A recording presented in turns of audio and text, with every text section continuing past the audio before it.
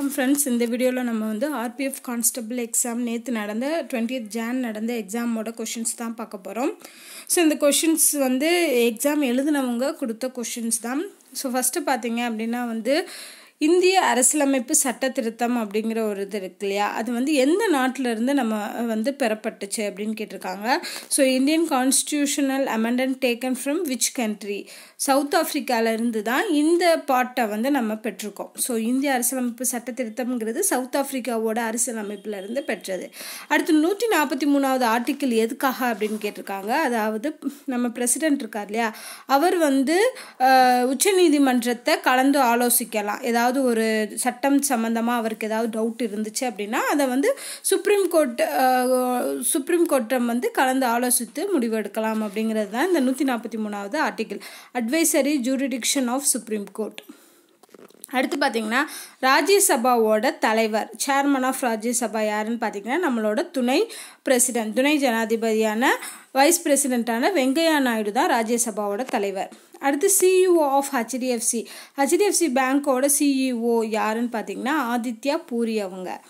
அடுத்து silent valley of India, இது எனக்கு கரெக்டானு தெரில, கேரளாங்கிறது கரெக்டானு தெரில, ஏன்னா சைலண்ட் வேலி நேஷ்னல் பார்க்கு ஒன்று வந்து அங்கே இருக்குது, கேரளாவில் இருக்குது. ஸோ அதனால் சைலண்ட் வேலின்னு சொல்கிறாங்களா அப்படின்னு தெரியல. So silent valley of India வந்து கேரளா. இதுக்கு ஆன்சர் தெரிஞ்சு அப்படின்னா கமெண்ட் பண்ணுங்கள்.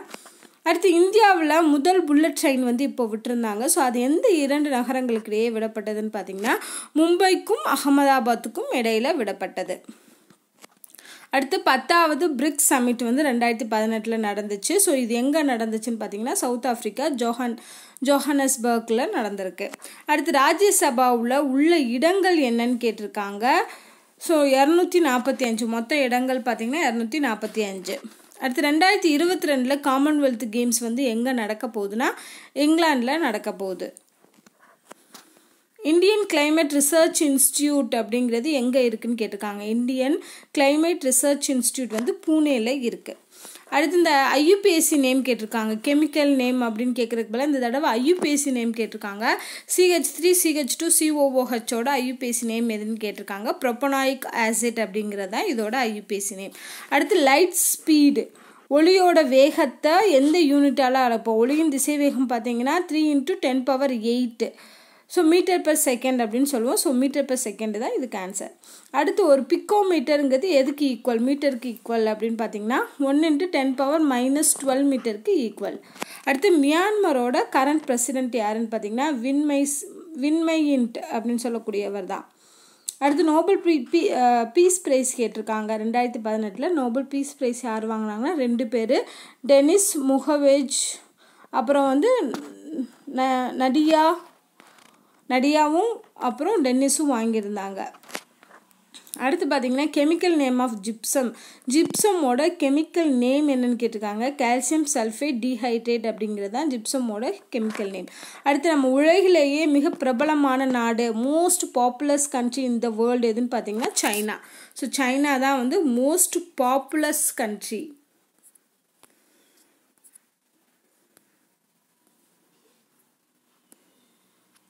சாரி, அது பாப்புலர் இல்லை, பாப்புலஸ் கண்ட்ரினா அதிக மக்கள் தொகை உள்ள நாடு வந்து சைனா. நான் வந்து தமிழில் மாற்றி எழுதியிருக்கேன். உலகிலேயே பிரபலமான நாடு கிடையாது, அது பாப்புலர் கண்ட்ரின்னு வரும். இது பாப்புலஸ் கண்ட்ரிங்கிறது வந்து மக்கள் தொகையில் அதிகமாக இருக்கக்கூடிய நாடு எது அப்படின்னு கேட்டிருக்காங்க. So China.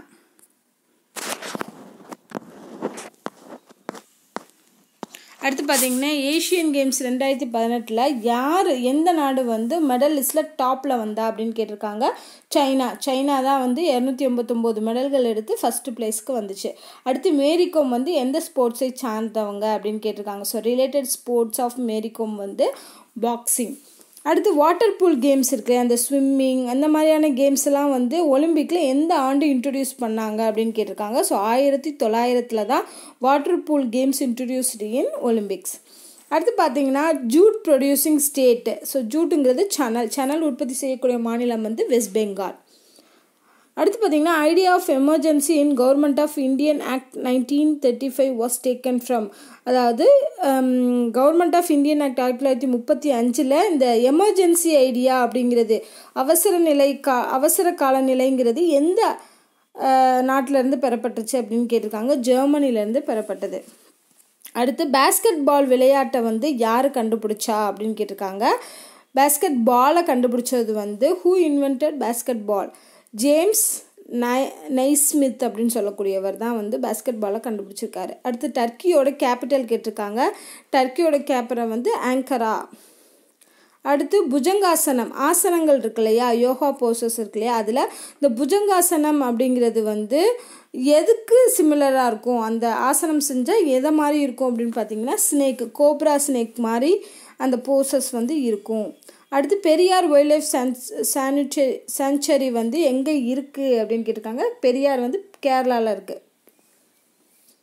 அடுத்து கார்பா டான்ஸ். கார்பா டான்ஸ் வந்து எந்த மாநிலத்தை சார்ந்தனா குஜராத் மாநில டான்ஸ் அது நடனம். அடுத்து ஹெராகுட் டேம் வந்து எந்த நதி மேலே அமைஞ்சிருக்கு அப்படின்னு கேட்டிருக்காங்க. On which river? So which ரிவர்னு கேட்டிருக்காங்க. ஹெராகுட் டேம் அமைஞ்சது வந்து ஒடிசாவில். அடுத்து பிரசிடென்ட் டென்ச்சர். ஸோ பிரசிடெண்ட்டோட பதவி காலம் என்னன்னு பார்த்தீங்கன்னா 5 வருடங்கள். அடுத்து பார்த்தீங்கன்னா which person attend the second round table summit? So இதுக்கு ஆன்சர் தெரிஞ்சவங்க கீழே வந்து ரிப்ளை பண்ணுங்கள்.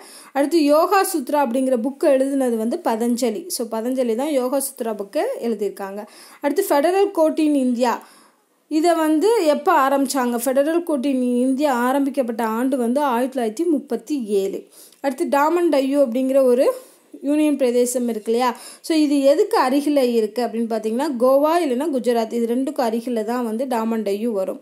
அடுத்து ஒயிட் எலிஃபண்ட் லேண்ட் கண்ட்ரி, அதாவது வெள்ளை யானைகள் உள்ள யானைகள் அதிகமாக இருக்கக்கூடிய கண்ட்ரி அப்படின்னு பார்த்தீங்கன்னா தாய்லாந்து.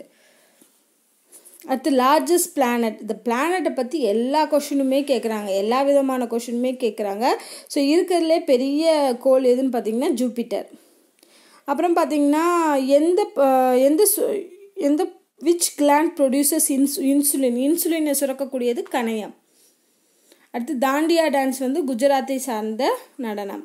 இது Nataraj statue is built by, அதாவது நடராஜ சிலையை வந்து கட்டினது யாருன்னு பார்த்தீங்கன்னா சோழர்கள் தான். அடுத்து பார்த்தீங்கன்னா பிவி சிந்து வந்து ஒலிம்பிக்ஸில் மெடல் வாங்கினாங்கன்னு தெரியும், 2016 வாங்கினாங்க. அவங்க என்ன மெடல் வாங்கினாங்க அப்படின்னு கேட்டிருக்காங்க, சில்வர். அடுத்து father of nuclear physics. Nuclear ஃபிசிக்ஸோட தந்தை யாருன்னு பார்த்தீங்கன்னா எர்னஸ்ட் ரூதர்போர்டு தான் வந்து father of nuclear physics. And ஃபைனலாக பார்த்தீங்கன்னா இந்தியன் கிரிக்கெட்டோட ஃபாதர் யார்? ஃபாதர் ஆஃப் இந்தியன் கிரிக்கெட் வந்து டாக்டர் டிஹெச் பட்டேல் அவர்கள். ஸோ இந்த கொஷின்ஸ் தான் வந்து நேற்று நடந்த எக்ஸாமில் கேட்டிருக்காங்க. ஸோ இது தவிர உங்களுக்கு வேறு ஏதாவது கொஷின் தெரிஞ்சாலும் இந்த வீடியோக்குள்ளே கமெண்ட் பண்ணுங்கள். இந்த கொஷினை நான் எதுவும் தப்பாக எழுதியிருந்தாலும் ஆன்சர்ஸ் வந்து தப்பாக பண்ணியிருந்தாலும் நீங்கள் அதை மென்ஷன் பண்ணுங்கள் இந்த வீடியோக்கு இல்லை. ஸோ இந்த வீடியோ உங்களுக்கு யூஸ்ஃபுல்லாக இருக்கும் அப்படின்னு நினைக்கிறேன். நன்றி.